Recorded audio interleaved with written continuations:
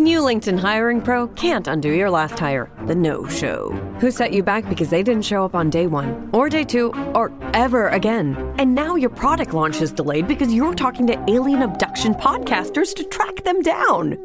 But LinkedIn Hiring Pro can help make sure your next hire sticks. In fact, businesses who use LinkedIn are 24% less likely to reopen a role in the next 12 months. Hire right the first time with LinkedIn Hiring Pro. Post a free job today at linkedin.com/quality.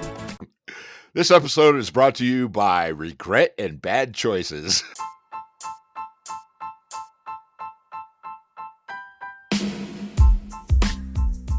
Are you ready? Starting now? Well, now you just messed it up, you knob. God, you know that the shit that we go through for this, huh? I know. Fuckers better appreciate it.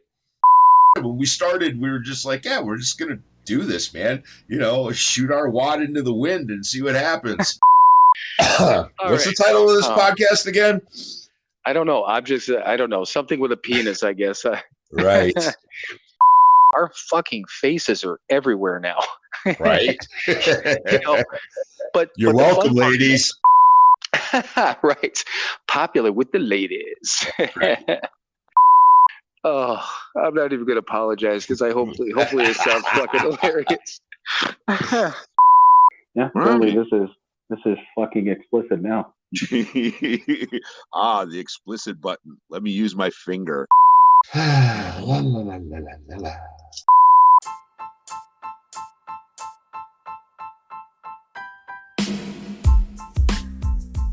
It is time for another episode of Sober, Not Mature. And that episode starts now.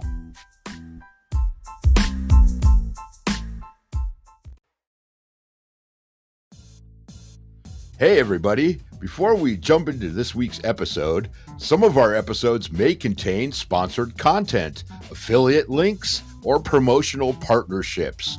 If we ever recommend something, it's because we truly believe that it may provide value to our audience. And now, on to the episode. All right, everyone. Welcome once again to another episode of Sober, Not Mature. And we do have a purpose for recording on a Thursday tonight, right, Mike? What's our purpose for? Well, what's our purpose in general, I guess. Sorry. Now I just dipped into that. What's my purpose? What's the meaning of all of this? But anyhow, I digress. Let's go back to the purpose of recording on a Thursday night. Well, if you're new listening, that's perfect. Perfect. Thank you, Mike. Look at that. Sure. Right. If you're new and listening to this thing, stick around, first of all, give us a like, share us, all that happy crap. But no, the reason we're recording on a Thursday night is it is my annual radio show deal thing that I do every year. WJCU is a local college radio station, John Carroll University here in Cleveland, Ohio. And, told the story before, but again, this is for the new listeners, right? So, JCU has a very special place in my heart. Early sobriety, literally early sobriety, like first week at the Keating Center, full week at the Keating Center. Friday night, I'm laying in my bunk. It's about, I don't know, whatever. It had been a week, it had been a day. And I was like, you know what, man, I'm going to go lay my ass down, turn on the radio, listen to something, try to find something to listen to and whatever. So I'm spinning around the dial and all of a sudden there was my music, man.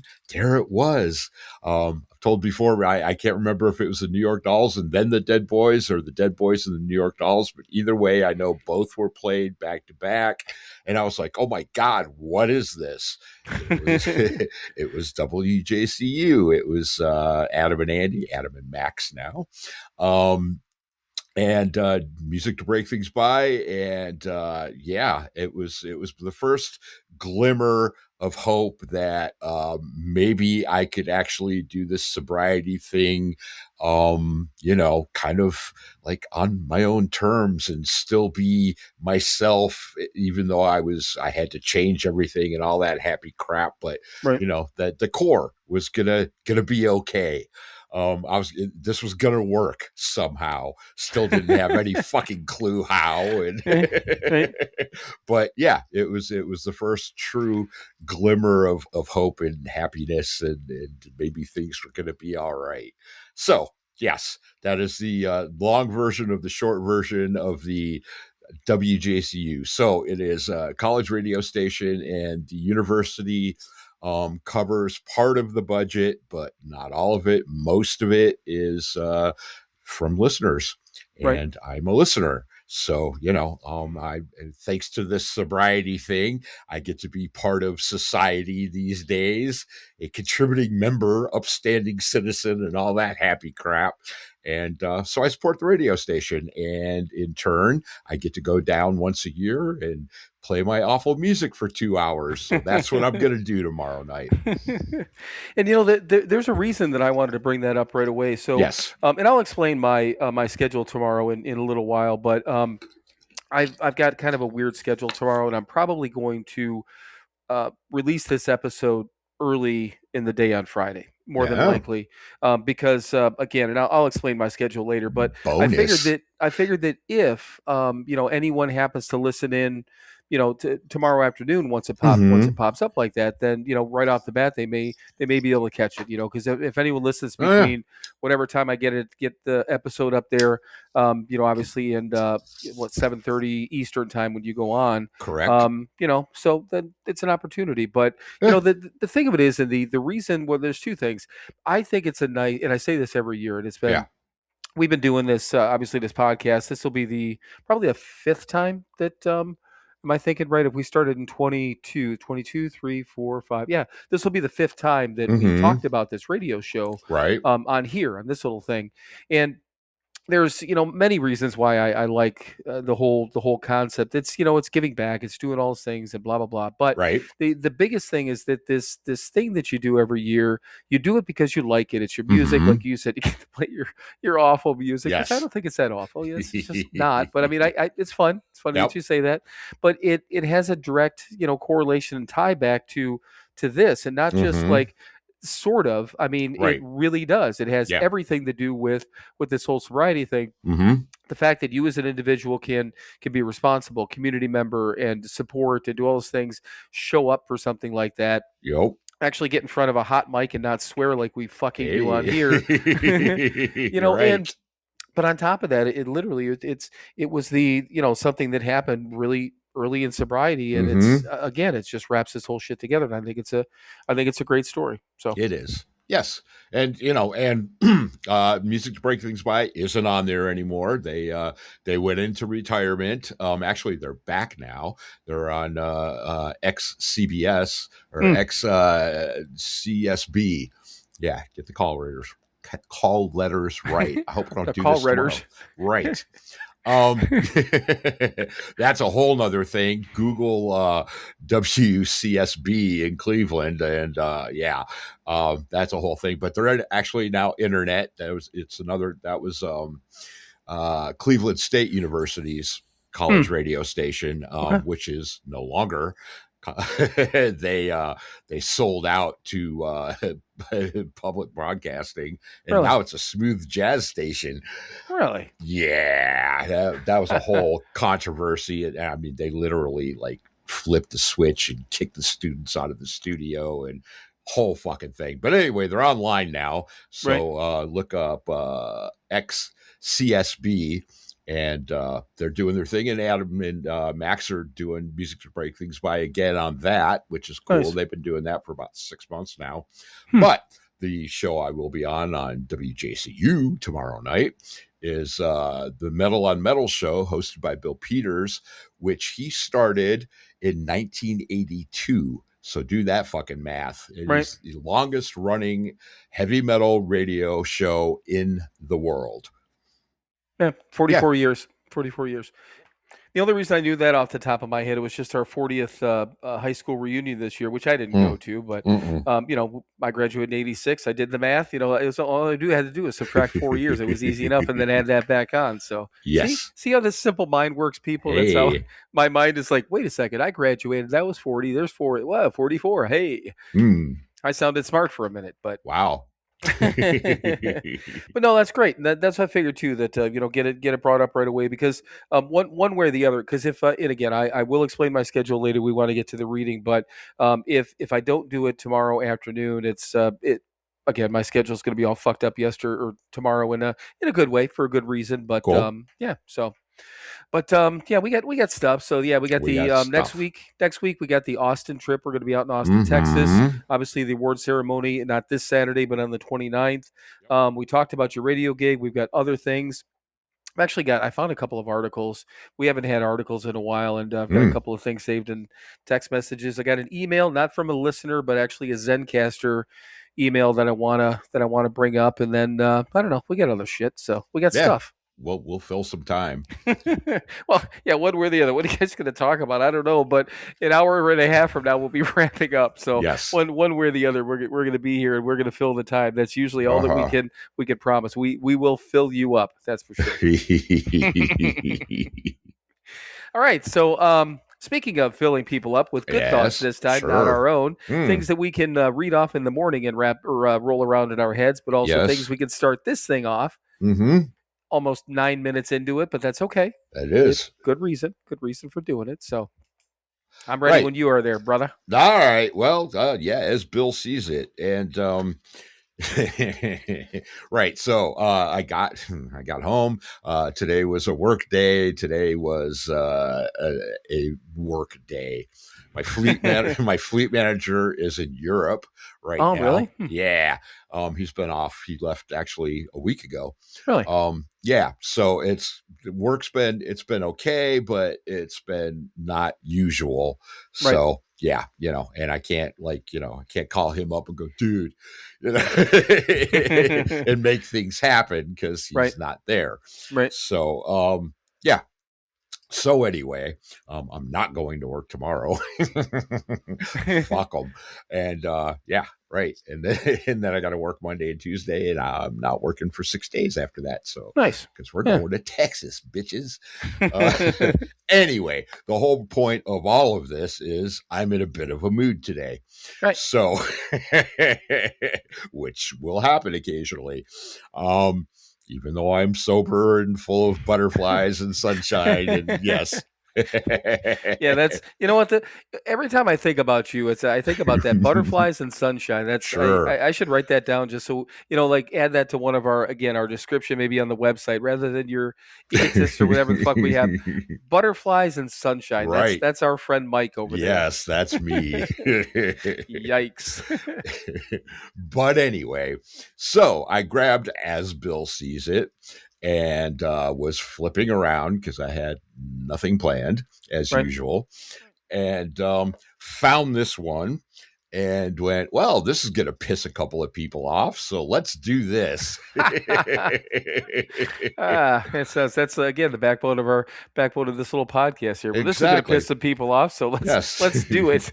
Right. Well, this is Bill Wilson, and this is a letter that he wrote in 1966. All right. And here we go. The beginning of humility.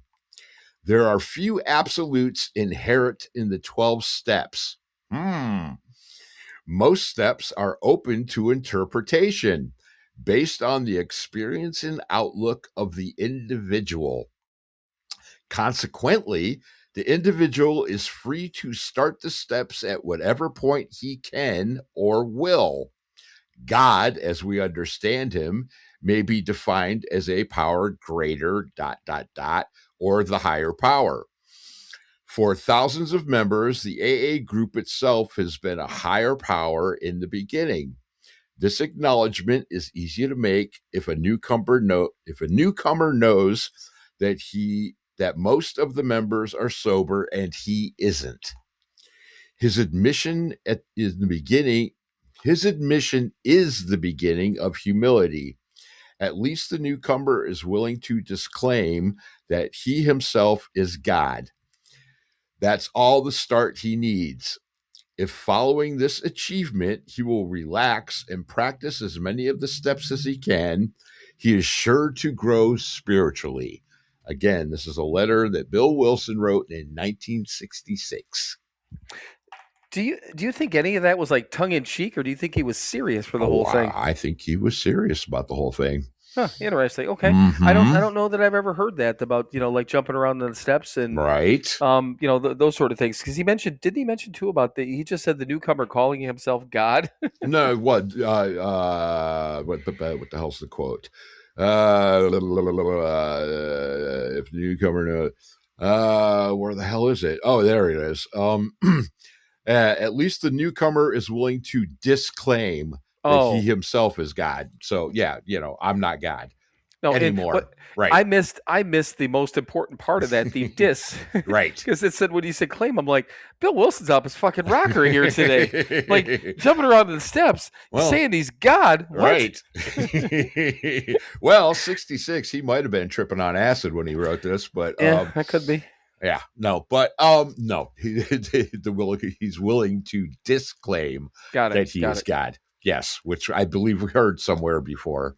Right, and I mean all that is I get all that too. So what about the rest of it? I mean, the jumping around to the steps and things like that. I mean, I'm pretty sure that I've never heard anything like that, Right. within the rooms or within the readings. And I just dabbled in that book. I've never really read a lot of it. So, I mean, what do you think about that? I mean, telling somebody to do something like that, or well, I mean, he's not telling someone to do something. He's not suggesting that's what we do. What he's saying is, and I concur wholeheartedly that, look, man, just start doing something. Start, yes. Maybe you're having a little trouble fully, doing the first step, which we've discussed ad nauseum on here. The first step is the only one we have to do perfectly, and you'll get there. But that's kind of what he's saying. I mean, it's like, when we're starting out and we were at the Keating Center and we were, being forced to help someone else. I mean, we're starting to do 12-step work before we fucking were doing anything. I mean, I think that's what he's kind of talking about in this. He's like, look, man, just, start working on this shit, you don't need to do it all at once. You don't, maybe a weekend you have an opportunity to do a fucking 9th step with somebody, you haven't made the list yet. You haven't fucking, you certainly haven't started on your 4th step and all that, but, and maybe that first week, you're still struggling with step 3, but maybe you're starting to write some shit down, starting your 4th step. And we talk about, completing the steps. I mean, we never complete the steps, but, you start jumping around and doing stuff. I think from the beginning, you start trying to let go of some of those character defects from day one. Hopefully, I know I was, I mean, I didn't know exactly what the hell I was doing with any of it.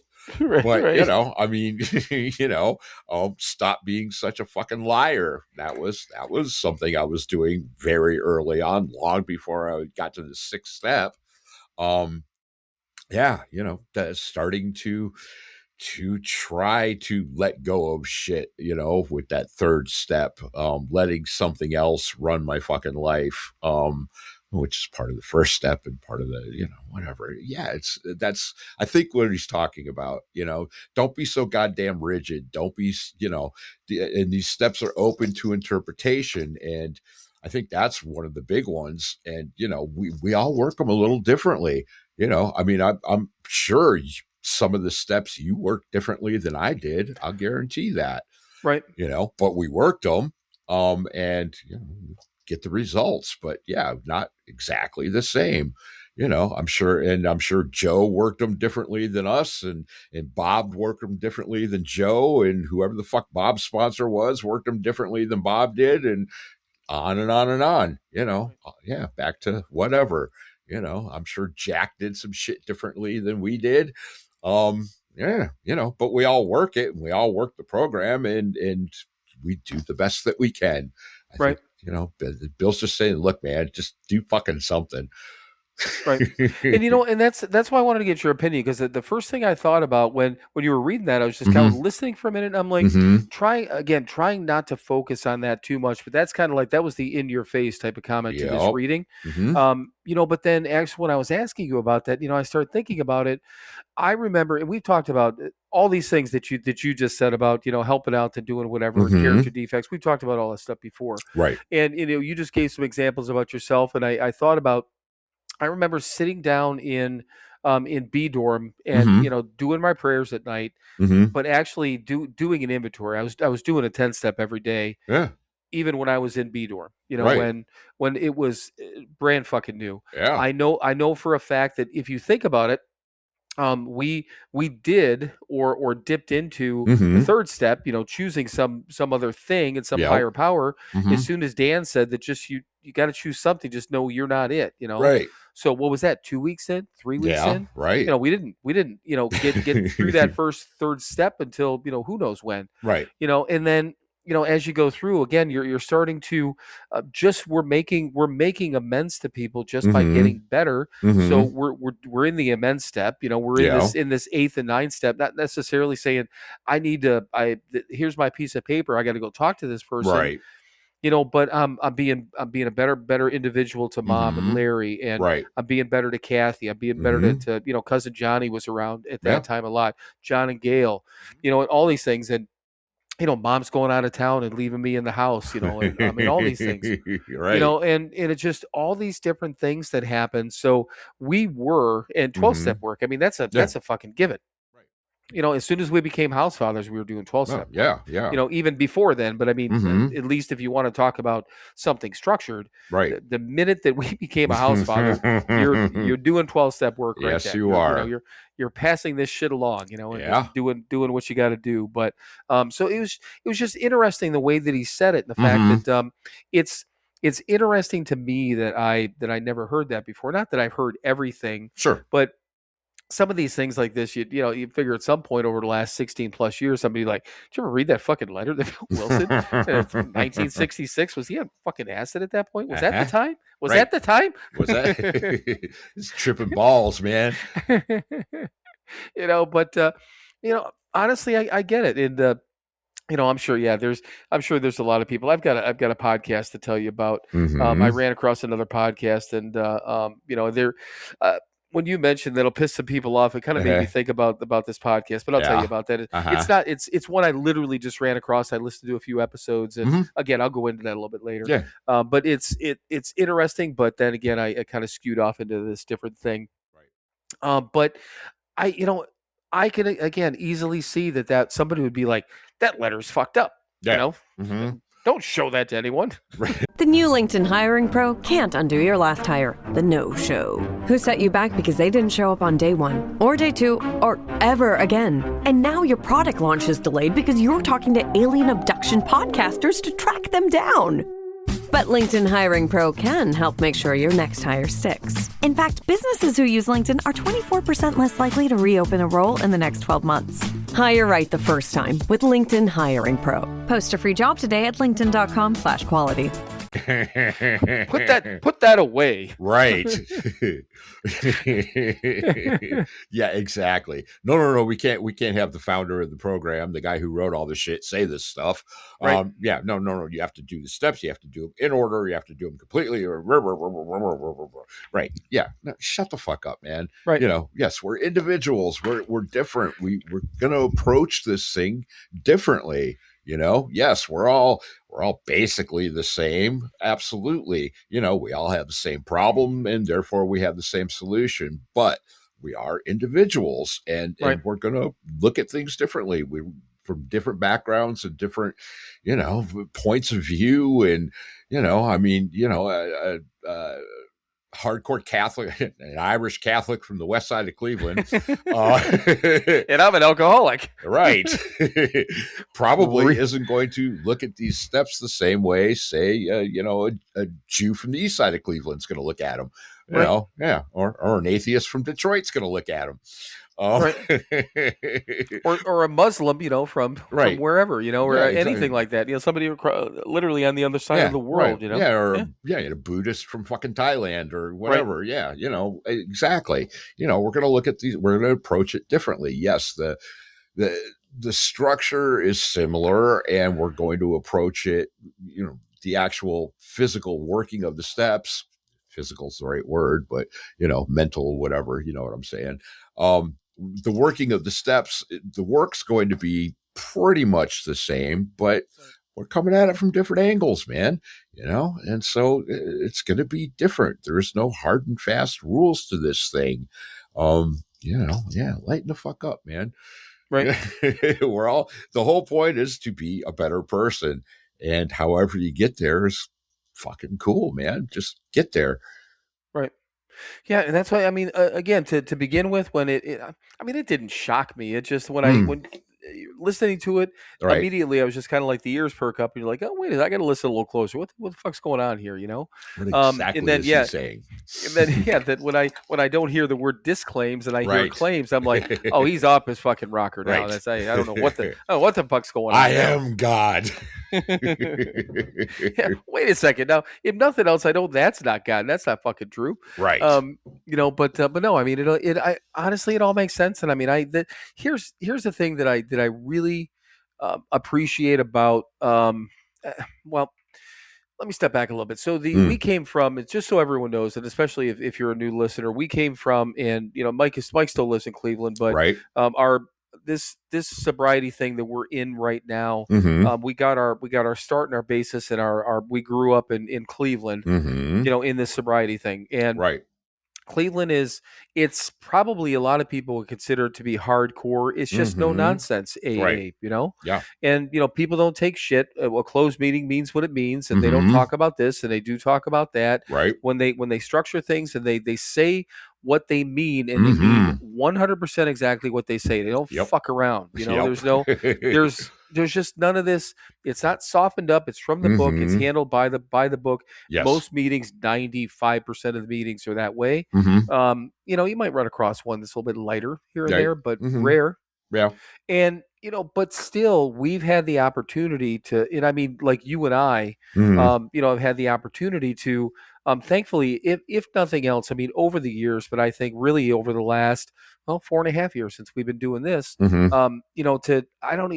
not even softening up. I almost said that word, and that's not what I mean. We've had the opportunity to grow and expand. And I think be less rigid in the last even 4.5 years. Not that we were hardcore rigid, but a lot of the things is we just didn't know, know? We didn't know about these other forms of recovery. We hadn't met other people that were doing it successfully. We were on a lane and on a path, which is nothing wrong with it. Nope. But we had these blinders on and didn't realize that there's, 8 other towns around us, and we're like, oh wait, what's over there? There's people over there.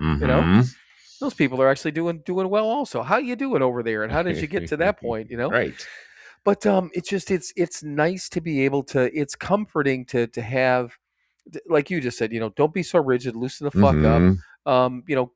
Probably kind of get over yourself type of thing. Yeah. The whole point of it was, humility. Right. Yeah. Right. Yeah. You're not the fucking be all end all. This is, and none of it is. There's certain basic principles and concepts. Yes. But, they're kind of loose, man. We're all working towards the same thing, but we're all doing it in different ways. Right. Well, and the other thing too, and it says right in the book. The 12 steps, they're not demands. They're not they're suggestions, and Yes, it says so are. right in the book. You don't. Obviously, we've said it before. We suggest that you do the steps, and we suggest that you keep doing them. And yes, when all's said and done, even if you bounce around like this to begin with to get yourself started and get yourself doing something, sooner or later you need to go through and from start to finish, right? And work them in the correct order. They're building blocks, right? And then continue to do that. Obviously work through those over the years, but to begin with, hey, they are suggestions. You don't have to. You as an individual, whoever you are out there, you don't have to do any of this shit. No. ever. Right. Right. Now, we don't suggest that you do that because Correct. yeah, right. Yeah, it's right, not doing again, the whole point, and Bill sort of says it. He's you got to do something. You got to Right. start, make a start, man. And if you start working towards this thing, I mean, the last line is you are sure to grow spiritually. And yeah, you are. You're going to become a better person. You're going to be more enlightened. You're going to have a better outlook on things. You just do. Even my horrible, fucking pessimistic, nasty, I hate the fucking world. I enjoy some things today. Right. Due to doing this work. I can still, yes, it's all shit and it's all garbage and blah, blah, blah. And there's fucking flies everywhere, but I will find that little daffodil poking its head out somewhere. Right. Right. But butterflies and sunshine. Right. Well, and the same thing too. I mean, I talk enough about how egotistical I still can be, Sure. but I didn't get over it. It's not gone, but Right. far better than it used to be. I mean, Mhm. I had nothing to be egotistical about.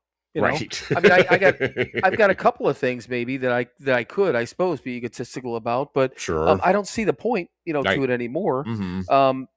If somebody like, again, I think back to like Heather, Heather would make, oh, you're out doing all these different things. Mhm. I do them when I can, and Right. it took me a number of years to get to this point, to be able Mhm. to travel a little bit. And, again, for the last 6 months, Yeah. my money was down. So you know what I did? I didn't do a fucking thing, Right. not that I didn't do a thing, but it's not Sure. that I wasn't running all over the country like I want Right. to, Yeah. You're but running all over Indiana and southern Michigan.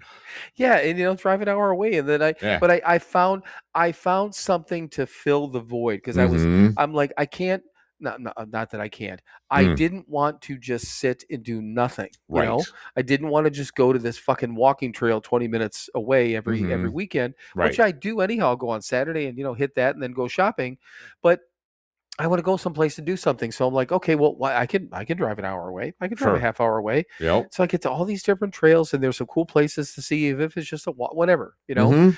But like I Mhm. told Heather, I'm like, you and I are in completely different points in our lives. Right.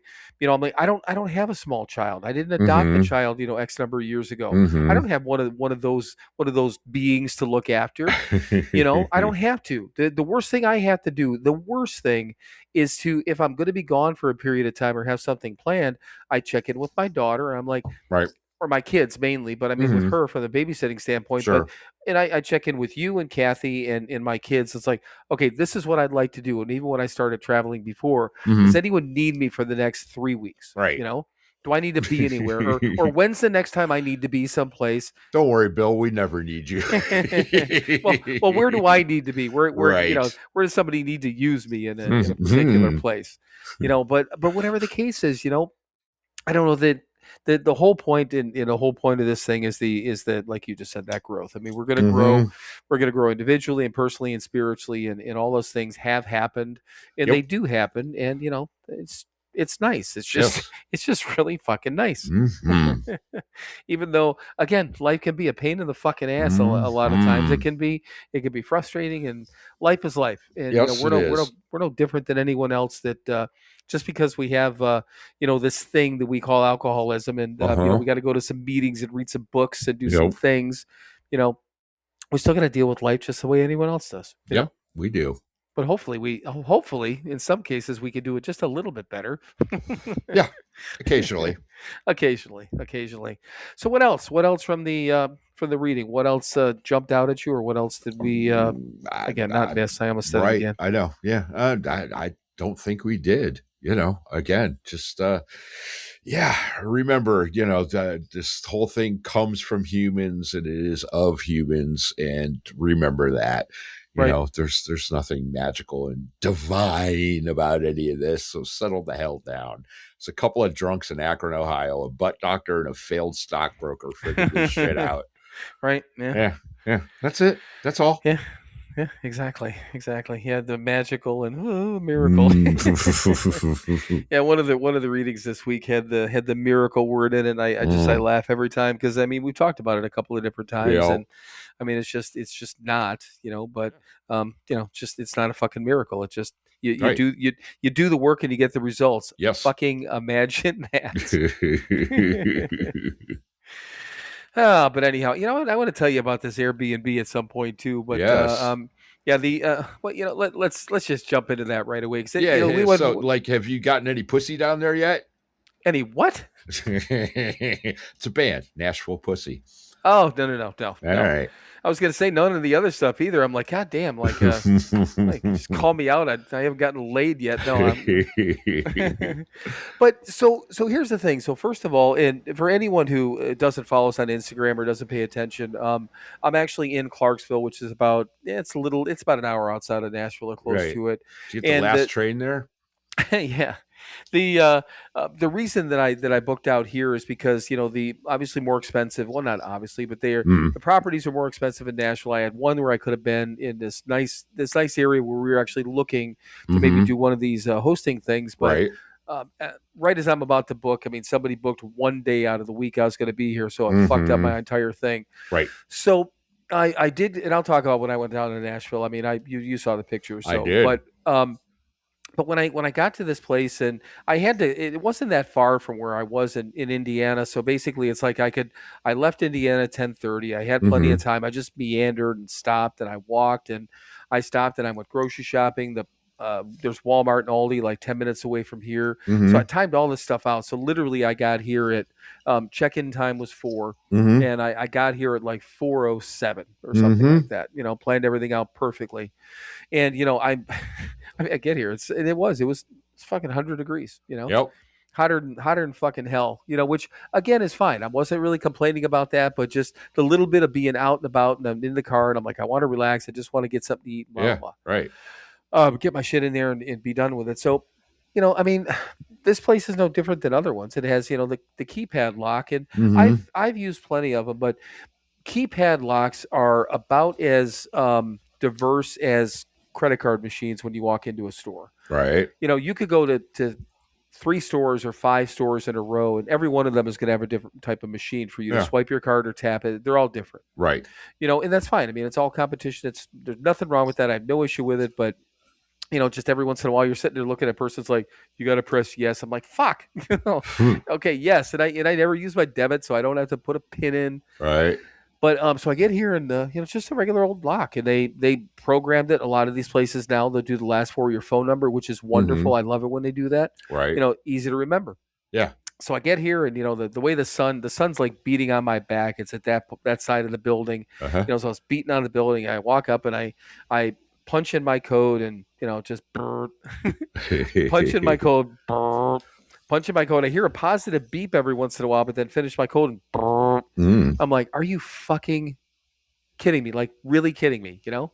So I open up the app and I look and I'm like, okay, I've got the right code. I look at this and it's like, if the door doesn't open, if the lock, when you close it or open it, doesn't do right away, like the pin, the deadbolt. Yeah. Sometimes the door's not lined up, whatever. I'm like, it's not even doing that. Nothing's happening. Right. It's not taking the code. And there's nothing else. I'm not missing anything. It tells me it's my phone number. So everything's in here. I read it. I'm like, I'm looking at this. So finally I make the phone call, Yeah. And I get the lady, the lady on the phone, and she's like, the code doesn't work. I'm like, no, the code doesn't work. So this back and forth. And she's like, try the code again. I did. Okay, I'm going to change it. Try this code. I try that code. It's not working. Yeah. And she's like, she said, how are you doing that? Are you pressing a key first and then the code? And I said, no. And she's like, well, you got to press a key first. The new LinkedIn hiring pro can't undo your last hire, the no-show. Who set you back because they didn't show up on day 1 or day 2 or ever again. And now your product launch is delayed because you're talking to alien abduction podcasters to track them down.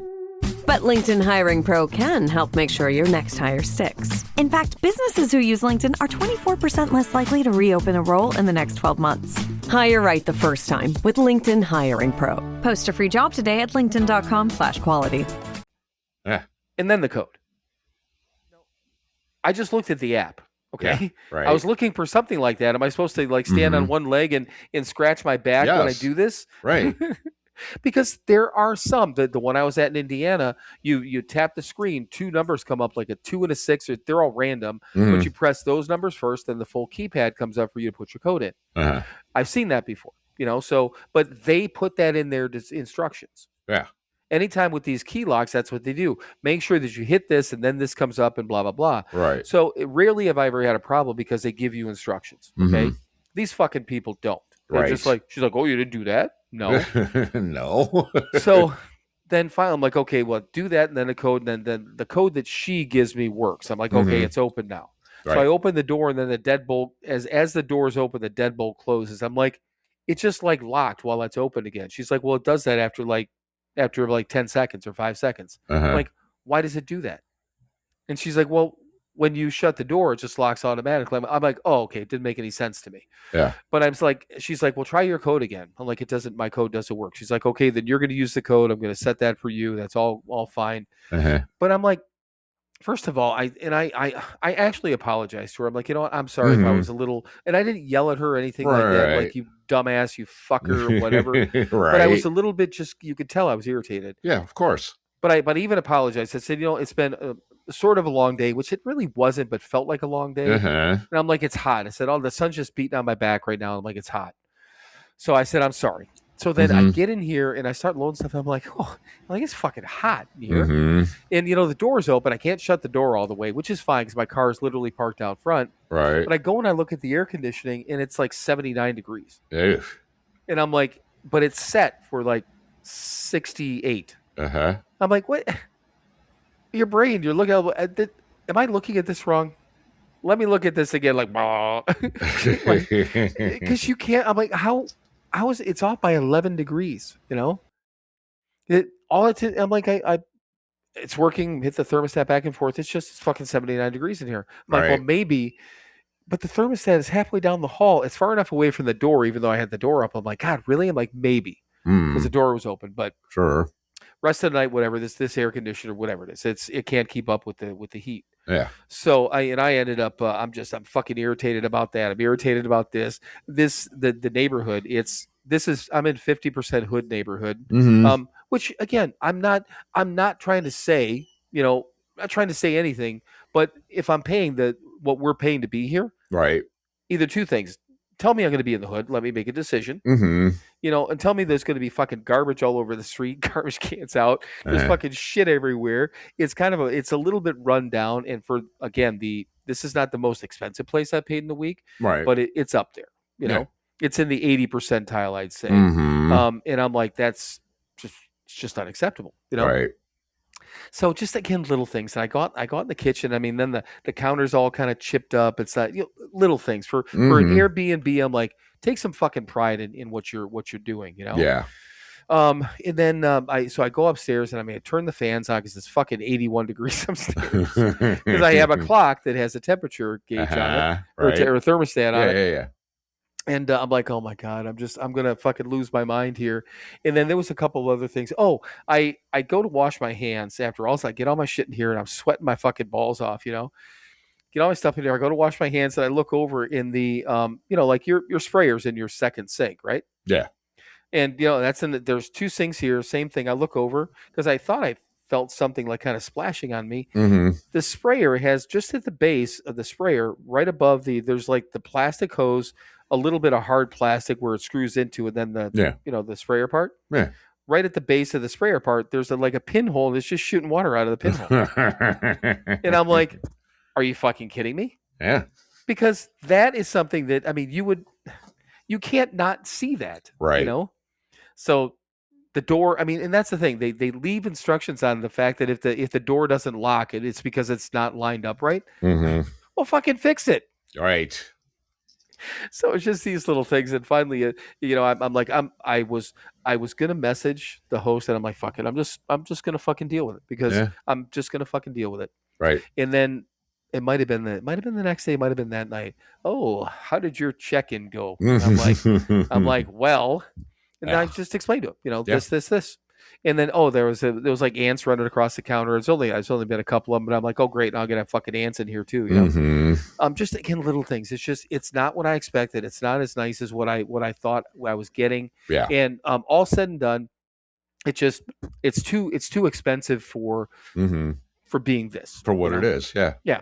And I even told the host, I'm like even told him that, I said this is unacceptable to the point of the cost that I'm paying, figuring that worst case scenario, without saying you should give me some money back if nothing else, But I mean, I told him right away with the air conditioner, I'm like, don't even think about asking me to have anyone in here. I said, I work during the week. I can't have the distraction. Right. I'll deal with it. Yeah. I'm going to make the choice to deal with it. That's on me. And I told him, I said, I'm not going to put this in the review or anything like that, but I'm like, you just need to know this. But so here's the thing. One of our after all said and done, and it's all fine once it cooled down a little bit. The last 2 nights I wake up and it's been the coolest that's gotten down here where I'm at right now, because the bedrooms are upstairs. Yeah. The coolest that's gotten down here is 74, but that was actually a little comfortable this morning. Right. And the way the air conditioning's blowing from up above, I actually turned it off for a little bit, or turned it up, so it would turn off while I was working to begin with, because I got a little chilly.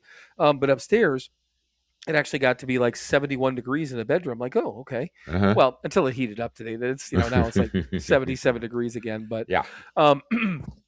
But then I'm texting with one of another person I met on Instagram. She lives in the southern end of the state, and she listened to us when she first got sober a few years ago, and blah blah blah. I mean, we've chit chatted back and forth, but we actually exchanged numbers, and we're texting back and forth every week. She's just very cool. Yeah.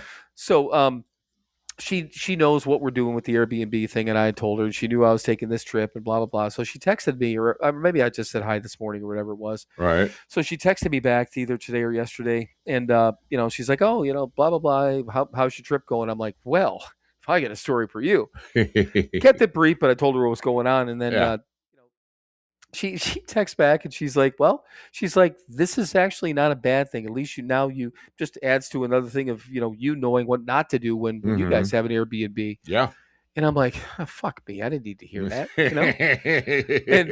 And I'm just like, in my head right away, I'm like, I don't want to fucking hear that. I want you to co-sign my bullshit. I want you to complain with me. I want you to jump on board and go, those motherfuckers and blah, blah, blah.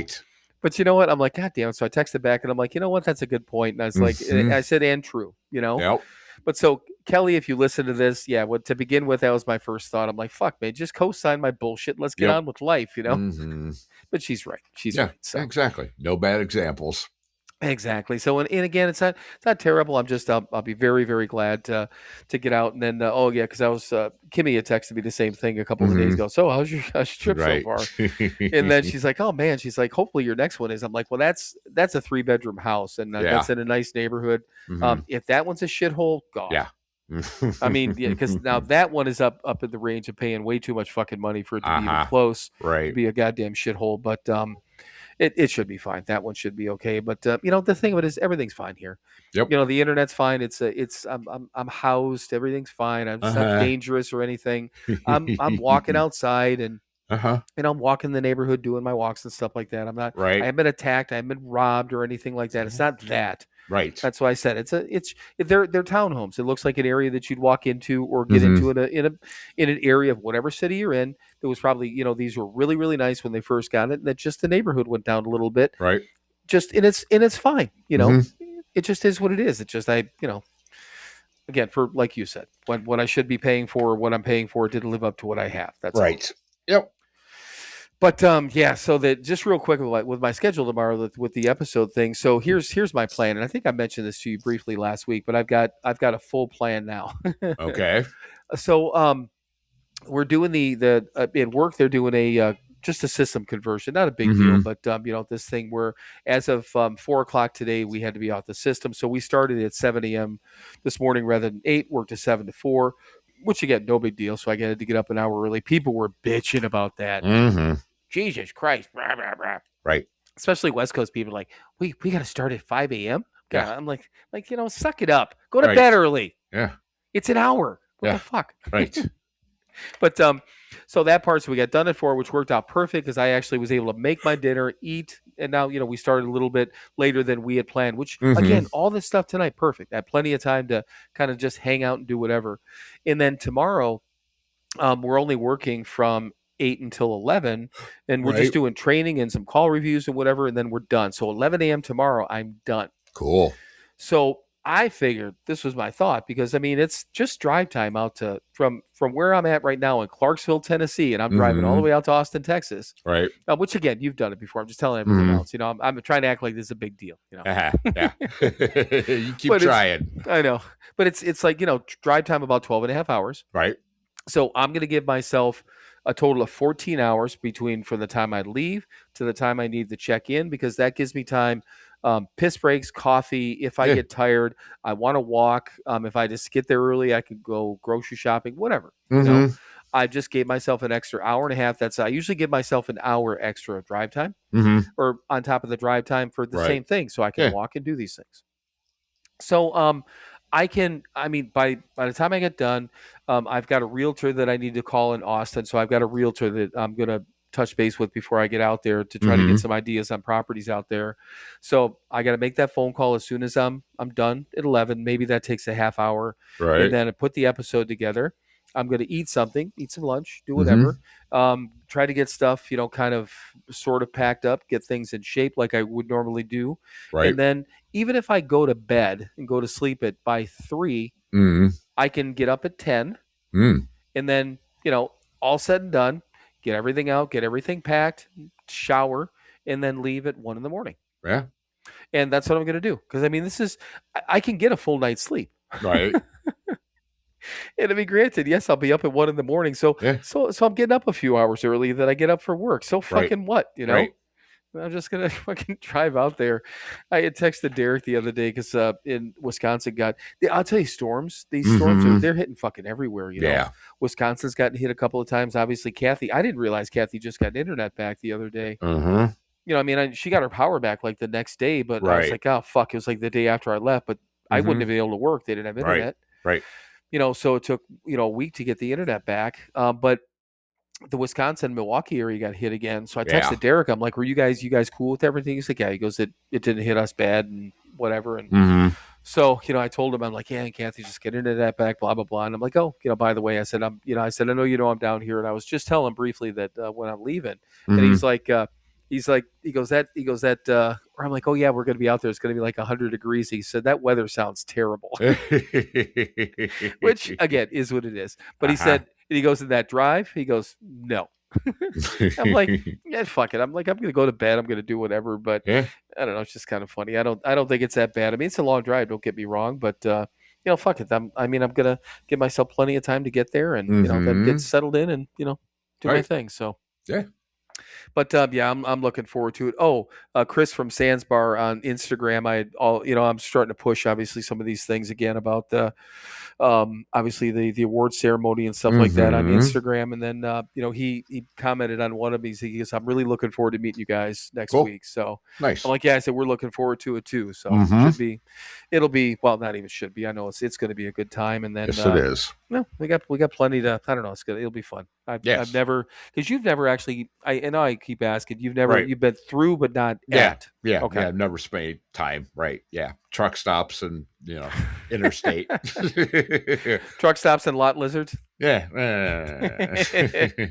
Joking. Truck about stops, interstates, and loading docks. Yeah. that. Right. Yeah. Once again, if anyone doesn't know what a lot lizard is, look it up. It's a thing. It's my It dad. is. My dad introduced me. Not introduced me. No. Yeah. Hey. Lost my virginity to a lot lizard. Not true. Not Right. true. But I had no idea. I'm 17, 18 years old. My dad's like, he's like, yeah, he goes, watch out. You got to watch out for the lot lizards here. I'm like, Mhm. what is a lot lizard? So this is fucking years and years and years ago. Yeah. But yeah, so he told me about that. But anyhow, so yeah, we're gonna have a nice time. We'll have plenty to talk about once we're out there and on the Yeah. way. So. All right. Well, gosh, look at the time, Mike. Look Gee at whiz. the time. Well, you know what? We're going to take a quick break, and we're going to come back, and we're going to talk about Bill's adventures in Nashville right after these words from our sponsors.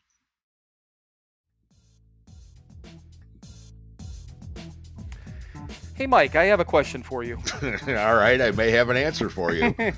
So, if you're one of our fine listeners and you wanted to know a little bit more about the podcast, more than just listening to us ramble, where would you go as a listener? What do you think you'd do?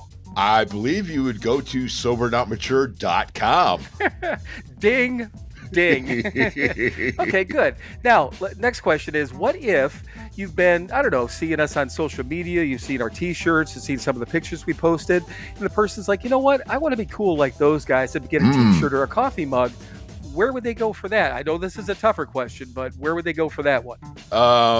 They would go to SoberNotMature.com. They could do that. Yes, you're right. Because once you're on SoberNotMature.com, they can hit the store link and go to our second website, which is SoberNotMatureShop.com. See, I was going to say store. I'd have screwed it up. You know what? The thing of it is you got it right the first time. Everything people want is at, go ahead with the first website, SoberNotMature.com. And if you mess around on there, you're going to see everything we have. Obviously, we have our merchandise. See a little bit about us, a little bit about our background. We posted some other things on there, but I don't know. You can even sign up for our email list. And here's the good thing. We barely email anyone ever, so you're not going to get spammed. Oh, no, absolutely not. That would be like effort on our part, and that's not going to happen. Right. I have never used our mailing list yet. I may at some point, but that would take structure and discipline, which I don't think either one of us have, do we? I know I don't. All right. So just to wrap up here, to visit our main website and get to everything that is us, where would they go, Mike? SoberNotMature.com. Visit that today, right? Right. Okay, I think we're done. Are you done? I'm done. Bye.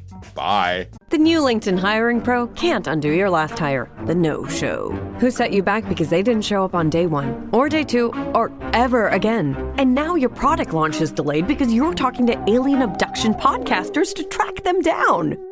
But LinkedIn Hiring Pro can help make sure your next hire sticks. In fact, businesses who use LinkedIn are 24% less likely to reopen a role in the next 12 months. Hire right the first time with LinkedIn Hiring Pro. Post a free job today at linkedin.com/quality.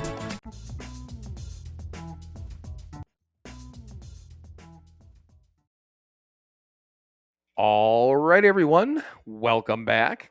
And yes, I did. I went to Nashville. You did. You know, and here's the funny part. So I was I was it when I first got here? No, because it was hot when I was in no, actually it was on the way down. I was just trying to think when I was walking a little bit. It was on the way down here. Because I mean from Indiana all the way down to here, I mean it was between 95 and 100 degrees every place I went. Right. And you know, the one time, and again, I had time to kill, you know. So Yeah. the one truck stop I would stop at, and I've mentioned this before. I like Love's. It's always safe. It's comfortable. If I can, I stop there. I like their coffee, but it's always clean and comfortable, and they're safe, you know, from what I've seen. Right. And I've been to a lot of them in different places that I've gone. So and they're nice parking lots. You know, you can walk around. So I did, and I walked for I don't know, probably 20, 25 minutes, whatever it was. And I get back in the car and I'm just like, I'm a little bit overheated and I'm not out of breath, but I'm like more out of breath than I usually am for walking that much. And then I'm like, Jesus Christ. Then I looked it up because then I never even thought about it. Two things I know, the wintertime, because I looked it up this winter, I'm not supposed to shovel. You know, 'cause they said, you know, exertion like that in the cold could actually have an issue with my stents, you know, and they're like, if you do any shoveling, you shouldn't do, you know, basically if you want to kind of like push it along a broom or something like that. Right. And then part of me is just like, really? But I'm like, okay, fine. You know, I'm fine. I'm going to listen to the professionals, you know? So I'm like, okay, so that's cold, you know, and they're talking about that. The cold could be a shock to your system. I'm like, what about the heat? So I look it up and they're like, yeah, that could be a problem too. When it's that warm, you know, just too much exertion. It's not that you can't be out in the heat, Right. but just got to be careful, you know, with that sort of thing. And what I was doing my normal, you know, kind of keeping up a pace walk type of thing. I wasn't meandering when I was walking. I was walking like I would normally do because I, you know, again, on purpose trying to get the heart points up. So I'm like, okay, well, then I made that decision. I'm like, when I get here, I'm like, fuck the hiking trails. Yeah. I'm going to go downtown, and even though I'm going to be outside, I can Right. be more meandering and Mm-hmm. stop in someplace if I want to, which is what I ended up doing. And you know what? And you've driven obviously, into Nashville before, Well, and I spent a day there once. There's a truck stop right across from the football stadium, which is right. right across the river from downtown. So yeah, I took a 36-hour there one time and went and spent the day in downtown Nashville. So Right. I've hung there. I've actually been there. Sorry about that. That's all right. I took a drink of coffee and then it kind of went down the wrong pipe there for a minute. So sorry, I didn't mean to hack into my Your microphone. drinking problem. Yeah, God, I definitely have a drinking problem. But so and that's what I was going to say, because if you came in from the north, though, you're driving along and it's Tennessee. They're nice highways and it's hilly and you're seeing this and that. And Right. again, I love this area. I love Tennessee and Arkansas and Missouri. They all have the same kind of look to me on the highways. That's why I've kind of fallen in love with all these different areas. Kentucky too is just, Right. crazy beautiful to drive through. But it's just like you come around the corner and all of a sudden you're like, hey, there's the city, Right. Yeah. And same deal, I'm looking at all these things. I'm trying to figure out where to park. I ended up parking at the by the courthouse. It was like public squares where I parked. And on the weekends, it's like $5 for all day. So I'm like, well, that's a fucking deal. And then I was literally on the in the first picture I took, I was across the river from the stadium. Yeah. So like right on that, like one of the main roads coming in that came across on the bridge, there's that. And then I was, was able to walk down. And here's the funny part too. I took 2 bottles of water with me. Yeah. And I'm like, I'll take one. That's usually what I do when I'm hiking. I'm like, I'll take one with me. And then by the time I get back, sometimes, however long it is, I'll just, sometimes chug the last one, Yeah. got to rehydrate when I get back. So literally, I'm walking down. It's just down, it's down the sidewalk and whatever. And I'm gonna stop at this one place. I'm like, I could use the restroom here real quick before I do the pedestrian bridge, the whole thing. Because I had chat actually map out this thing for me about some of the key places I could go without literally walking like 10 miles. Right. And I get like 5, almost 10 minutes away, and I'm sitting there like this person's walking towards me with like a Yeti, and I'm like, I go to take a drink of my water, and I got nothing in my hands. Like, you fucking idiot. I'm like, if I really get thirsty, I'll stop, which I didn't. I wasn't like dying or anything like that. Yeah. By the time as I was getting back to the parking garage, I'm like, I should have brought water with me, because I felt a little bit dehydrated at that point. Yeah. Not bad, but I mean, it was just, again, rookie mistake. But yeah, so I'm like, okay, I'll do that, because my point was that worst case scenario, if it gets too hot, I could sit in the shade for a minute. I could go walk in someplace, whatever the case is. I don't have to be in the middle of some fucking woods on a hiking trail. Right. But so did you do the pedestrian bridge that goes across? Yeah, that's how I got into downtown. Oh yeah, okay, yeah. Because if you're from what? Oh, I get. So you were right on the other side by the stadium. Yeah. Oh, I got you. Okay, so yeah, you were across the river from where I was, where I parked. I got it. Okay. Yep. And but yeah, I mean, this pedestrian bridge, I mean, it's you just walk up. It's, I don't know, however many it is, 3-4 flights up, and you get up there, and it's really fucking cool. Yep. And that was the first thing. Like, okay, walk down there, do that thing, just get all the pictures, which I did. And I mean, it's warm when you're up there to begin with, but then it's like, oh, go down here, go down there. So I got to and once again, if somebody doesn't follow us on Instagram, the pedestrian bridge, got to see the stadium. It's the Cumberland River, I think that's what that is. I believe so. Yeah. Nice big river that's just right in the middle of, just like any other fucking town with a big river. Yeah. But I get pictures of the skyline, kind of cool buildings and skyline shit going on in there. And then walk down, and I'm trying to think what I walked to second. I think it was it was the Country Music Hall of Fame was there. And then right across from there was this park where it had the walk, what they called the Walk of Fame. So all these different things. So I took some pictures of just different ones in there, and I mean, that was not a huge deal, like not like a big event going on there. But I'm like, well, that's kind of cool. But my point, to begin with, I'm like, I'm not gonna spend my time. I don't want to go in place. I want to see things. I want to see as much as I can, even from the outside. Right. Ron and I did that in DC before. We didn't actually go in all these places, right, but got to just walk the city and see all of them. Yeah. So I went by the Ryman Theater, which was nice. ended up to the district, which is kind of like the Beale Street Yeah. of Memphis, and I mean that was kind of cool. But Yep. let me go back to the Ryman real quick. So, again, I had Chat GPT kind of map all this stuff out, and I was right in this main range, and I think I ended up walking. It was still 5 miles, Yeah. maybe 4 or 5 miles Right. total, which is fine. It was perfectly fine. It was no big deal. But when I came up on the Ryman, I'm walking around, and then I was kind of on the back part of it. Mm-hmm. So you walk around the front where you got the sign, and as I walked around to the sign, there's this guy and this lady. If I had to guess, I'd say late 30s, maybe early 40s, probably mid to late 30s, and she's got her purse down on the step. And she's trying to set up her phone because they want to get a picture of themselves in front of the sign. Right. So she's doing this, and wasn't paying attention to what she was doing until the guy actually asked me to take the picture. Mm-hmm. So he said, honey, hang on. He's like, do you mind taking a picture of us? I said, that's fine. He's like, she's trying to organize this. Then I look at, she's got her purse, trying to do all this stuff. It would have been this up angle type of this, would have been all fucked up. But so she sets it all up and took a couple of pictures of them and gave it back to him. And they're like, "Oh, thank you very much." And I said, "Yeah, and I didn't even steal your phone." But he's like, "Yeah." He goes, she's like, "Yeah." She goes, "I think that only happens in Europe." I'm like, "Yeah, I'm sure it could happen here too." Uh-huh. And then he's like, "Do you want me to take a picture of you?" And I'm like, in my head, I'm like, "I'm not giving you my fucking phone. I'm not giving anyone my fucking phone." But I said, "No, I'm good. I'm good." You know, so I took a picture of the sign and then did that one. And that's where I walked inside because I'm like, I wonder if they had bottled water in there.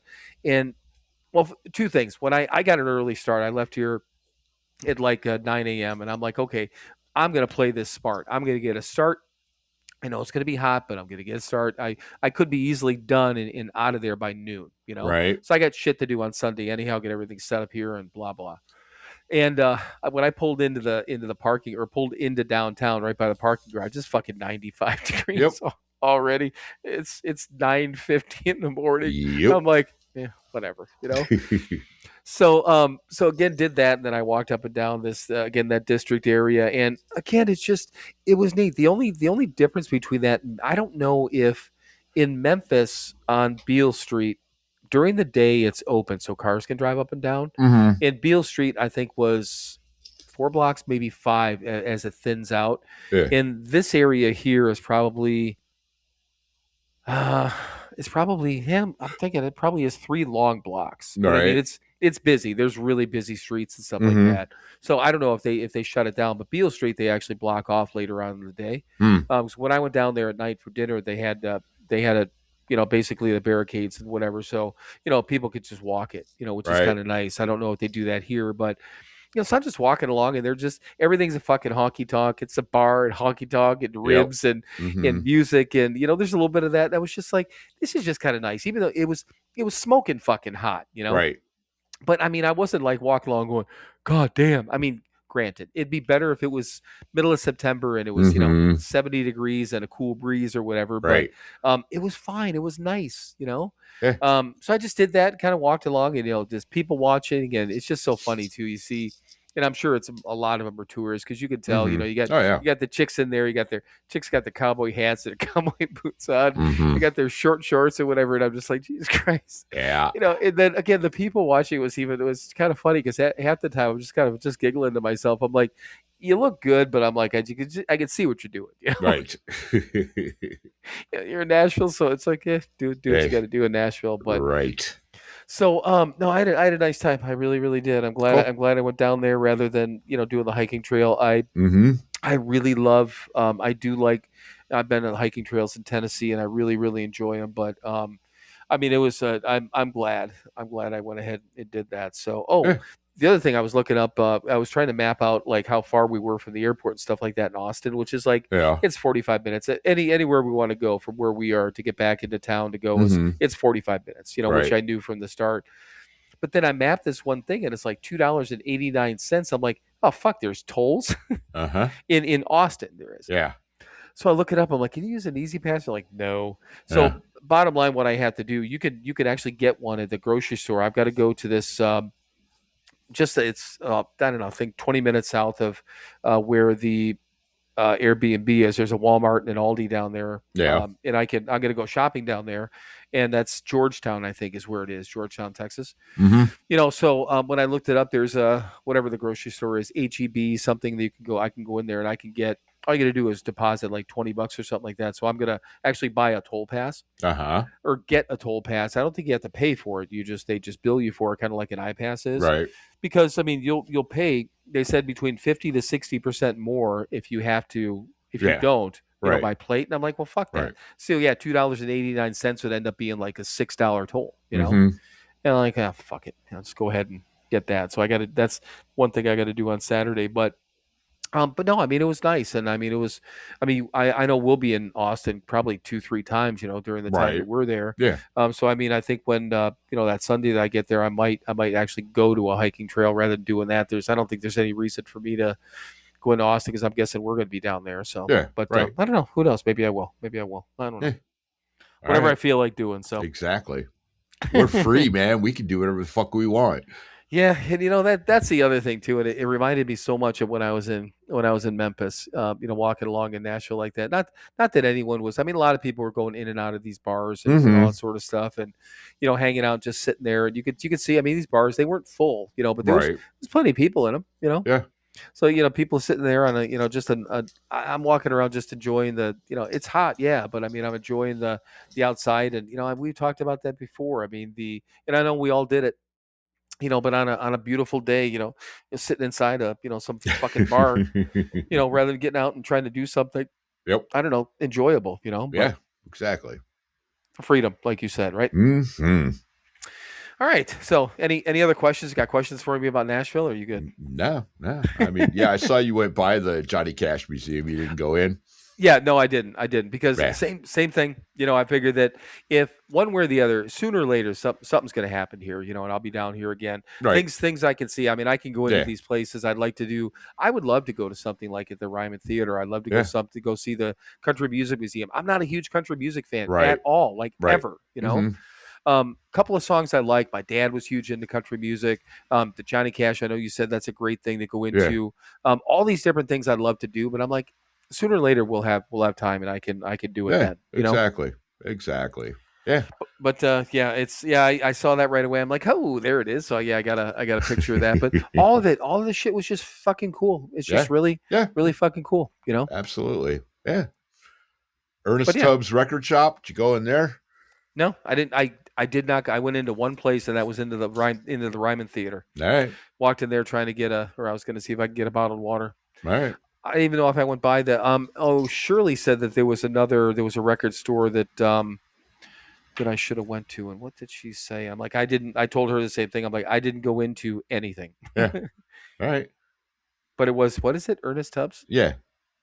Yeah. And they broadcast a radio show out of there. They have live music in the back. It's pretty cool. It's like not huge or anything, but yeah.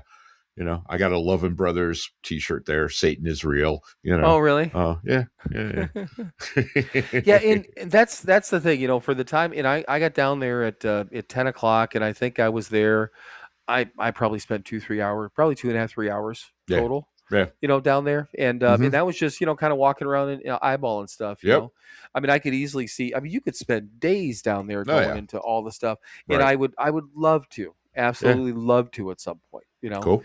But yeah, the short story on that, so that Jason, that realtor that I had ended up getting put in touch with, I've talked to him back and forth this week, and he had a couple of possible ideas for us. No actual properties that he's gotten hold of yet. He said he goes, it's a weird part. So Nashville, kind of like Austin and some of these other cities, just a very short story, is that some of them, it's not that there aren't short-term rentals available, but certain ones, that they're only good for 30 days, or the HOA, you got to go along with this, certain restrictions. Right. So that's what he's looking for, the kind of the right pricing for us, but also making sure it's this and that. Yeah, right. So trying to fit that in. He goes, the inventory will open up. He goes, we'll just keep an eye on it. He said we might just have to wait a little bit. He found one that was actually really cool looking, a little bit more than what we had originally wanted. But he's like, he goes, I'll reach out if they get back to me.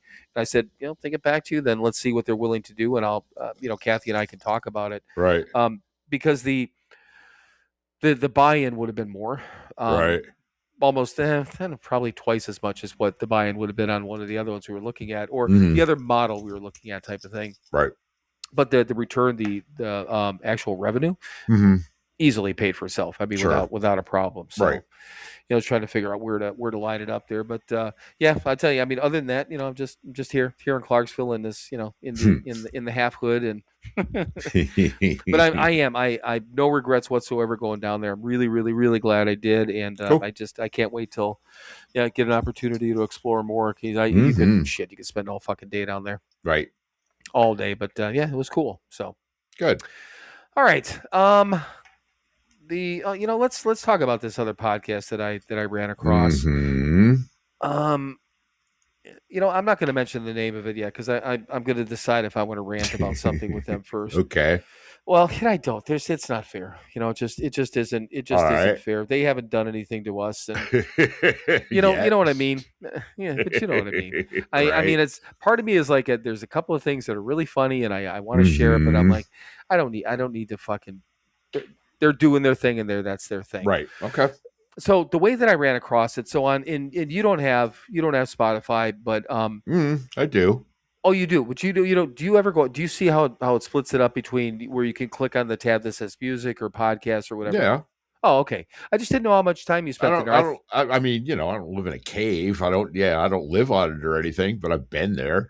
Well, quite honestly, I really, really thought that when you listen to stuff, you listen to iHeart. I didn't think you ever. I didn't think you went into Spotify. So that's my, I do. My fault. Yeah, I mean, hell, I used to Marin had his own app, but right. Yeah, and then I think something screwy went with it, and the podcast, the Michael Mara podcast I listened to, their app crapped out because long story, but anyway, so I've been going to Spotify for them, and okay, yeah, I do occasionally.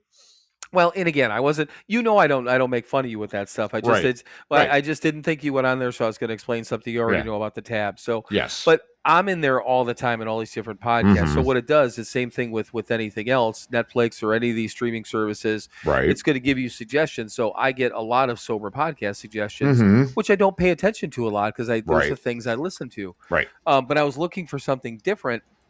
And I'm scrolling through and I come across this podcast and the episode. Well, first of all, they're obviously audio, not obviously they are audio because that's where I listen to them on Spotify, but they're mainly like a YouTube thing. There's 4 guys, right. And they've been sober for different areas of time. I think maybe between 7 and probably 12 or 13 years. Okay. Somewhere in that range, I think, with the 4 of them within that range. Let's call it an average of 10 years sober, somewhere in that range. It sounds like they got good, solid sobriety. They're AA guys, and all that sort of thing. And what caught my eye was the title of the podcast was, "Does AA actually work?" And I'm like, well, let's see what this shit's all about, right? Because this is before I even had listened to even a word of the podcast.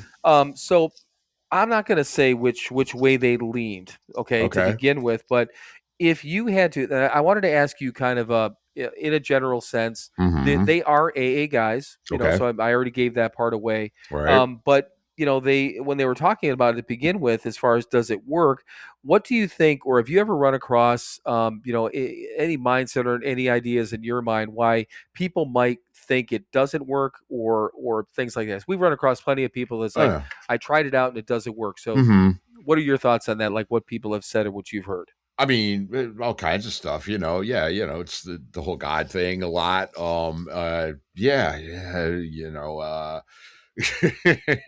mean, it keeps making me think about alcohol. That's a good one. I don't know if I've ever heard that. Really? I don't think so. Yeah. Just, go to the meeting and all they're talking about is booze, man. And it's all I can think about too. It makes me want to drink. Shit, I don't know. Yeah, I mean, there's you can nitpick anything, right? I could sit in a fucking room right now and listen to an AA meeting and go, oh yeah, this is wrong and this is wrong and this is wrong. I choose not to do that, right? But yeah, anybody can do that.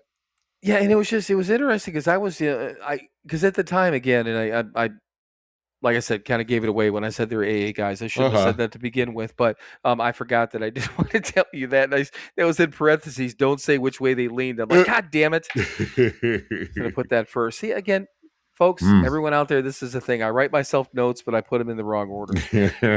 But so they did. They started talking about that, as far as the, the nitpicking. Sometimes people go into a bad meeting, Right. people being treated like shit in Sure. their minds and whatever the case is. And one of the things that they were talking about, which I thought was interesting. So this is one thing that I think really lines up with what our experience was in Cleveland, is that every one of them, were dual addicted. They probably leaned more on the drug side of things, but Yeah. all of them drank at one point. Sure. So, that was one of the things that, when you go into these meetings, Mm-hmm. every single one of them said they ran across a meeting right off the bat. That's like, we don't talk about drugs. Like the one guy said he accidentally introduced himself as an addict once, and he got these horrible looks from people. Right. And I'm just fucking laughing because I remember all of it. Right. So they're going through all that stuff. They're like, yeah, these days a lot of things have loosened up, which again I agree with. I know some meetings are still the way that they are, like we were talking about to begin with. But Right. the other thing that was kind of interesting, they said that, they said that the key here, and I've never really heard it put this way, but it's kind of like it works if you work at mentality. Yeah. Is that they're like, okay, did AA not work for you, or did you not give it an opportunity to? Yeah. And I'm like, well, that's kind of interesting. So, because going at it that way, okay, just because you walked into a meeting and somebody was a dick to you or had this way, like we always say, Sure. find another meeting, find one that fits. Don't compare yourself, don't do whatever. But some people are just like, fuck this, I'm not going to go back. They mentioned the cult thing, which I laughed about because that's again obviously what a lot of people say. Sure. But they were also talking about just in general that the expectations that people had when they when they walked into a meeting, about what they thought they were going to get. They're like some people go in with the wrong mindset. They think they're not going to show you how to drink normally, or whatever the case is. Right. Yeah. Right. Well, and again, I mean, for me, I mean, I say this in my lead most of the time. I expected you people to get me sober. Right. Yeah. And it doesn't fucking work that way. Nobody's going to do anything for you. You got to do the fucking work. Yeah. Right. But yeah, of course. I mean, we're alcoholics. We're selfish and self-centered, and we're takers. And, you walk in and you get me sober. Well, fuck you. Right. It's not going to happen. Right. So, and exactly. So they're going through all that. And again, there's 4 of them. It's structured. They handle it well. They were easy enough to listen to. They're like 30-minute episodes for the most part, a little bit longer, sometimes 40, maybe 45. And I listened to, over a few days, I listened to a handful of episodes. And I'm like, I just don't know if I could listen to this anymore. And I'll tell you why now. And this is the reason I didn't want to, I'm not going to completely shit on them, but, I just don't, the problem here's the problem, kind of also what we were talking about to begin with it. And it's kind of funny that reading that you picked tied into this a little bit, or ties into a little bit, is that when you said it's going to piss some people off and you started reading it, I thought about this podcast. Yes. And I had it written down anyhow to talk about, but it still made me think about it because they are, they're AA guys, which is fine. They got some time under their belt, which is perfect. Yeah. They do their meetings, they do their things like that. But, I thought about it after, again, listening to a handful of episodes. Unless I'm mistaken, I don't think they talked about any other form of recovery, even like somebody halfway mentioned something, Right. So it was like AA is the only way, and that's kind of like what this podcast is, kind of that, what people tell us that we're not preachy, we're not saying this is the only way, Right. Thankfully, even to begin with, when we didn't know anything else. Right. We didn't go into this thing trying to be preachy. No. We didn't even know. And again, if you're a new listener, we didn't even know if we were going to be, we hadn't even talked about, anything, we had no plan whatsoever, but we certainly didn't think, are we going to be AA guys? Or are we going to not? Are we going to talk about this or not? The only thing we made clear after a few episodes that we were not an AA sanctioned podcast, but that's how we got sober. Yeah. We're not going to tell you. We're going to be opinionated. Well, but we're not going to tell you what the fuck to do, Right. So a couple of things that they said, they were talking about relapse and what brings it up. So I listened to that episode, and they were talking about the number one thing they said. There's like, people stopped, and I was like, fucking A, right. That's what my friend Mike says all the time. And they said that, they stopped, with their talking to their group. They said everything we talk about. Stop going to meetings, stop praying, stop doing whatever. Yeah. But then they said something like, well, you realize that the most critical meeting, or the most important one, or the worst one meeting that you miss is going to be that first one, because then you're gonna miss another one. Then you're gonna give yourself, well, I'll go tomorrow. That's the worst thing you could ever say, and all these different things. They're like, this whole thing, like if you stop and you reduce your meetings, you don't do this, then you're fucking done. And then I'm like, basement okay. dwellers. Gotcha. Right. Yeah. Right. And so I start listening to this more and more, and that's what they're talking about, is that everything is they became, the more I listened to it, it just became more of you need to do it this way. This podcast is about this, and you need to do it this way, and this is the way that you need to get sober and stay sober, and that's it. Okay. And I'm like, I can't listen to that. You know? Right. Yeah. And I don't want to. I don't want to hear just one opinion, and that's why, like, not that this is not a political statement. When it comes down to politics, I don't have a side. I'm not a Republican. I'm not a Democrat. What I do when I vote, when these elections come around, is I do a little bit of research, and I end up choosing a candidate that fits what I feel. Now, there are certain people that like this. When Hillary and Trump were running, I'm like, I can't. I don't care who the independent is. I'm voting for the independent. I can't, because I don't like either one of those. I don't like what they stand for. I can't. Right. But there's always that third party, and you're throwing away your vote. No, I'm fucking not. I'm exercising my right to make a choice. So fuck you if you don't like it. I don't give a fuck. That's right. Yep. So that's kind of what that got into. Then they start going into all this stuff about, so they're completely anti-alcohol too. Okay. It's fine. Okay. Here's the thing.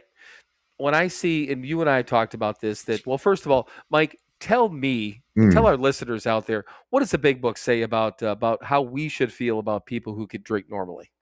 They're fine. Yeah. Right. Yeah.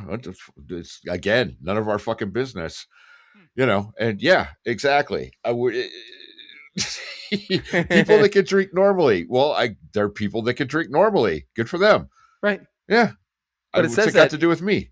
It says that in the big book of Alcoholics Anonymous, I believe, right, that we shouldn't be judgmental with all that stuff. Yeah, right. Yeah, exactly. And we're not supposed to be anti-alcohol. Right. Right. Yeah. That is definitely in the big book. Yeah. The founders did their heaviest drinking when it was illegal in this country. Right. It was called prohibition, and it was, by law, they could not buy and consume alcohol, and they did. Right. Yes. Yeah. Alcohol is not bad. Alcohol is just a symptom. Read that somewhere too. So, because they went along this thing, like one of the guys that does his own videos, and I guess whatever, they played it, and they're like, so if somebody told you today that if you ate whatever it was, this sandwich, yes, it could cause cancer, and it could cause this, and all the different things that that alcohol does. Yes. Would you still eat that sandwich? And I'm just like, oh, okay. And then they're like, yeah, all these people know, everyone knows, if they do this and they do that, and so, okay, I get it. There's no positive benefit to drinking an alcoholic beverage. That's medically, and it's a medical fact. Okay? Sure. It's not like, okay, it's going to help increase something. It used to even be the red wine thing. Supposedly that's not even the thing anymore. Right. But who gives a fuck? Yeah. And then they're talking about like McDonald's. And they're talking about, every once in a while, it's like they're talking about things that they do that maybe they shouldn't have. And they're talking about, we'll go to McDonald's every once in a while. I don't do it all the time, but and I'm like, that's fucking hypocritical. Yes, it is. Because McDonald's is not good for you. Okay. No. But then they talk about all these other, they're getting on one of the guys because he vapes. They're like, so you're telling me you want to live a longer life, you do all these things to make your life better, and you're vaping. Yeah. And like he's vaping apparently while they're doing this stuff. Yeah. And, so now they're shaming him for vaping, not like being mean to him, but still shaming him. Yeah.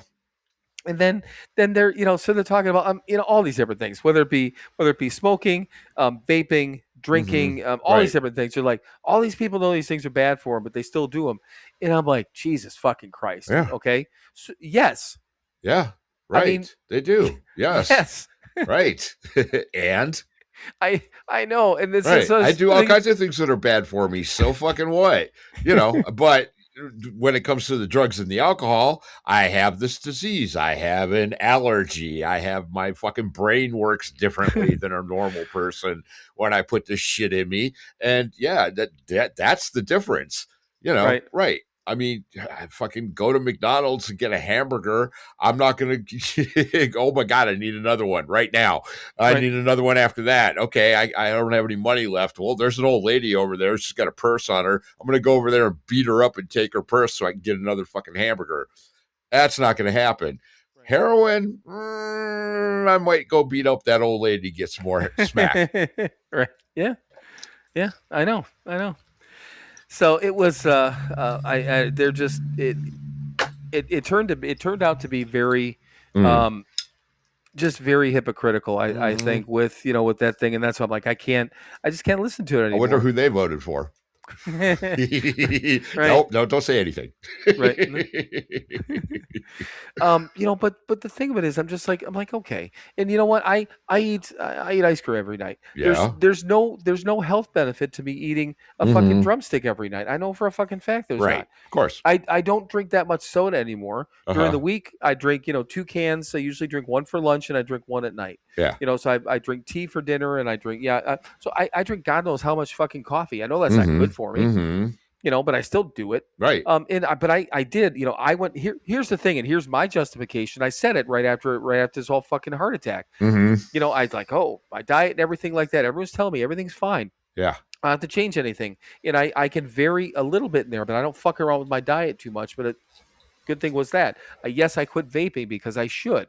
Right. Because I know what that does to obviously the hearts and the arteries and blah, blah, blah. Yeah. But they gave me coffee in the hospital. Yeah, of course.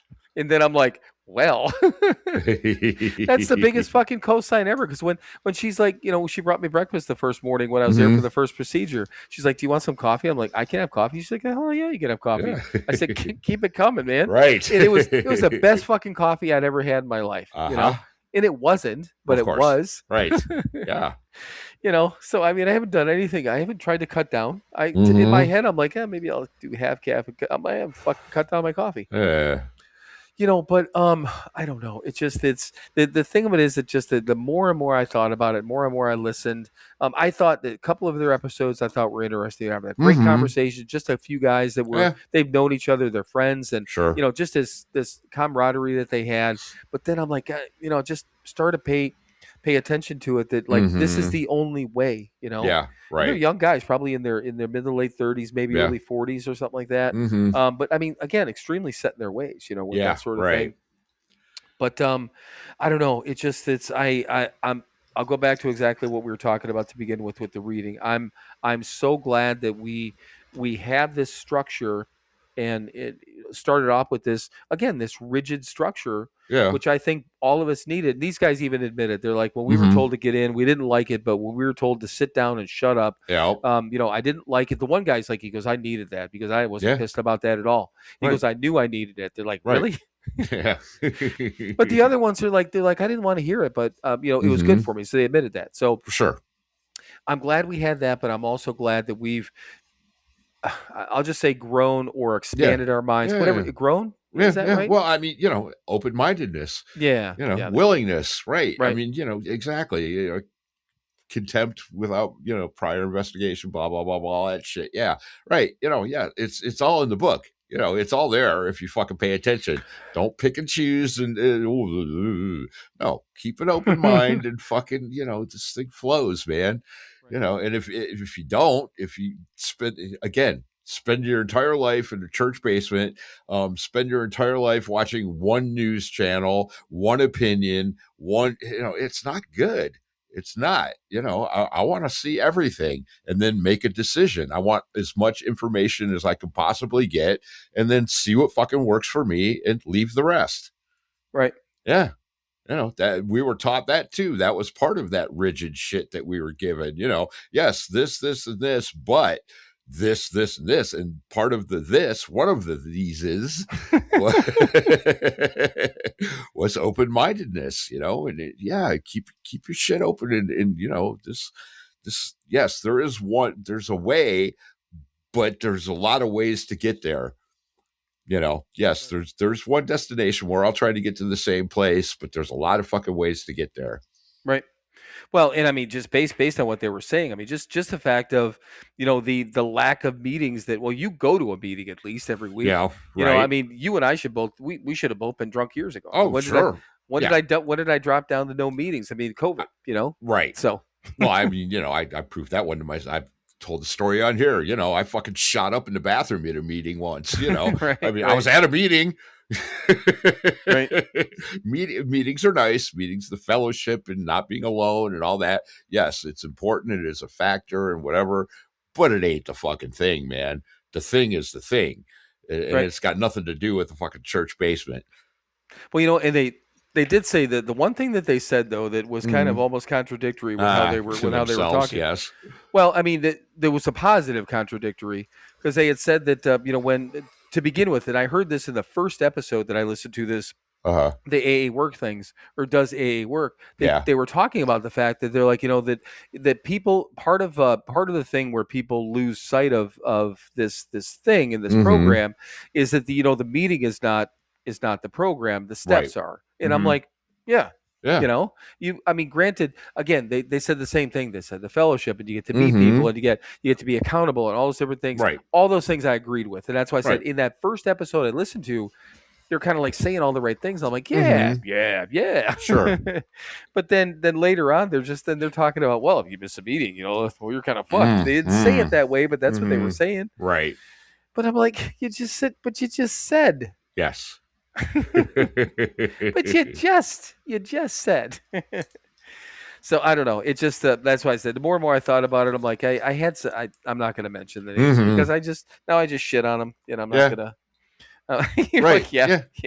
Right. Yeah. I don't need to talk about them. You checked it out, and there was a couple of good things, and then they fucking shit the bed, and you went, well, all right, that's it for you boys, and threw them out of the limo. Right. Yeah. And I can only imagine. And here's the thing. I mean, we're not so fucking egotistical to think or so fucking blind or stupid or delusional to think that the same goddamn thing has to happen to us thousands of times. Of course. I'll say it again. This is the honest to God truth. On certain, I haven't looked at it in a while, but whenever the last time I brought it up, when I was looking at the stats, when our those listeners, or we got those 5,000, whatever it was. So whatever, a couple months ago, and I swear to God, we'll get that every once in a while as far as followers. We end up with, 300 to 500 followers, new followers in a month. Right. It will net out like 20, Yeah. And I mean, like 20 out of. Yeah. Right. People start following us and like, fuck this shit. Yep. Exactly. Good. And I mean, we have, I don't know, probably 300 people that follow us on Spotify that are part of our audience, and we don't get 300 necessarily, plays on every episode. Again, we're small. We're a small podcast, and whatever happens. Like we've been saying since day fucking one. Maybe we're gonna grow. We're like the kid that's it's like 5'9" in high school. He's like, I'm gonna grow. Maybe I'll grow. And we're still 5'9" after 4.5 years. I don't know if it's gonna. I don't know if it's whatever. If it does, it does. If it doesn't, whatever. Doesn't fucking matter. Doesn't fucking matter. We just keep showing up. Exactly. Keep showing up and keep doing the work even on a Thursday night, right? So you're not working tomorrow, huh? Nah, I'm not. All right then. Yeah, like I said, I only got a few hours to put in and put this thing together, and this will be easy because usually all I do tonight is I'll watch a little bit of TV and let all this shit load up, and that's sometimes it's the timing or the time it takes to get this initial part of it done, which I can't, not doing anything, if you. Well, I mean, we'll talk about it because I know whatever you plan on doing the episode title and stuff like that tonight would probably be key just in case. Yeah, so I'll get that done right away. I'll do it. Yeah, that way I don't have to fuck with it tomorrow. Yeah, I know. Yeah, it's certainly more of the it's a selfish side of things. I know what you're into. So, all right. Well, you know what? I think. I mean, we got plenty of stuff. I got these articles. We got time. We got plenty. Plenty of stuff. We got to fucking do this again on Tuesday. I know. Yeah. Ladies and gentlemen, and seriously, I thought about it, and then we don't have to bring it up on Tuesday. If after Tuesday, after we record, I'm pretty sure the only day that we haven't recorded would be Monday. now Right. because Yeah. I know for a fact we've done obviously Thursday, Friday, Saturday, Sunday. We've done a Wednesday before we had to. You know, I know for a fact we had to do a Wednesday a few months ago. Right. So yeah, after this, maybe we'll just have to record on a Monday just to fuck around one time. Be like, All right. hi there. Hi. Bonus episode, 4 minutes. Yes. All right. So yeah, but I think we're good. We good? We're good. All right. Yes, I don't have to work, but I definitely did today. So we're done. All right. Well, thank you everyone for listening to yet another episode of Sober Not Mature. As always, be kind to each other, be good to each other, go out and do something nice for somebody else this week, and don't tell anybody you did it. Now, from the bottom of my heart to the depths of my soul, from the beginning of time until the ends of the earth, always and eternally, fuck you. And now it is time. It is time for you to fuck off. Then keep fucking off. Keep fucking off till you get to a gate with a sign on it saying, you cannot fuck off past here. Climb over that gate, dream the impossible dream, and keep fucking off forever. Yes, at least keep fucking off. Well, the episode will be released. I don't know, whatever day we decide to release it. But release the hounds. Yeah, it'll be recorded on Tuesday. Oh, real quick, and I'm hearing this. I listened to the morning show, the radio show, morning show from Milwaukee on what I listened to it on their app. Yeah, I listened to it on their app. Speaking of apps, but you know they'll get ads. Obviously, you'll get ads, either national ads, but also local ones. All that stuff that I get. But the one I'm getting recently is Gatorade must be doing this push, and I looked it up. And it's an ad campaign back from the 90s. Okay. So they go through this whole thing, Gatorade, this and all the different things they do. I've heard probably 3 or 4 different ads with Gatorade, which I like. I get Gatorade every once in a while. It's good, you know. But they're going through all these different things. And then the tagline now is Gatorade, is it in you? Mm-hmm. And I'm like, that's fucking wonderful. It's like the best ad campaign ever. Right. And I looked it up. I'm like, it's almost like, I knew it wasn't a joke because I'm hearing the ads. It's from like the early 90s. Yeah, I guess I it was. remember. Like, do you really with Michael Jordan? Do you remember that? Mm-hmm. I don't fucking remember it. I was drunk still. Yeah, but... yeah. Yeah, so was I. I was more than just drunk, but right. Yeah. Yeah. Is it in you? Right. I'm like, that's so fucking. It made me, when I first heard it, I'm like, what did you just say? I'm like, it's a great ad campaign, but it's filthy in the best way possible. So right. All right. So speaking of that, it is in me. Is it in you? It is in me. All right. I love you, brother. Love you too. I know we'll talk soon. We shall. Bye. Bye. And now it is time for you to fuck off. Then keep fucking off. Keep fucking off until you get to a gate with a sign on it saying you cannot fuck off past here. Climb over that gate, dream the impossible dream, and keep fucking off forever.